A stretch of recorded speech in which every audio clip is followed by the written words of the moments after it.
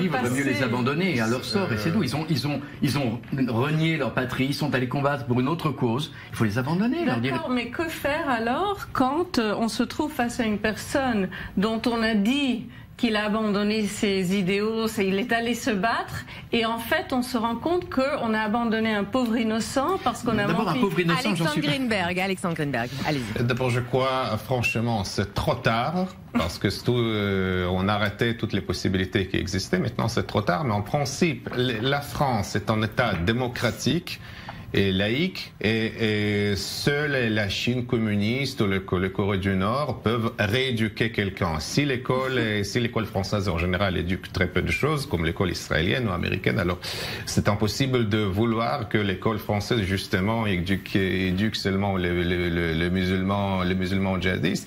Et secondo, il faut faire le distinguo entre un délit terroriste visant les citoyens innocents et un délit de criminel normal entre guillemets. Il s'agit de prévenir un futur Bataclan, pas rééduquer ou changer d'idéologie. Il s'agit de ça. Et la situation d'aujourd'hui est telle que les services de renseignement français n'ont pas suffisamment de dispositifs, de moyens, de ressources pour mettre sur la filature. Il s'agit de ça, il faut appeler le chat, il faut mettre sur la filature reconnaissance des renseignements tous les repentis, tous les gens qui ont participé au combat en Syrie. Et on n'a pas assez de moyens pour le faire. Et qui sont potentiellement des agents dormants. Mais pour revenir à ce que vous disiez, ils ne sont pas abandonnés. Il y a aujourd'hui des accords qui existent avec l'État turc, avec les Kurdes aujourd'hui. Ce sont des personnes qui vont être jugées, mais dans ces pays où ils ont choisi d'aller et qu'ils ont choisi de combattre. On peut considérer aussi que c'est un droit de l'Irak et des Kurdes qui se sont battus en première ligne contre ces djihadistes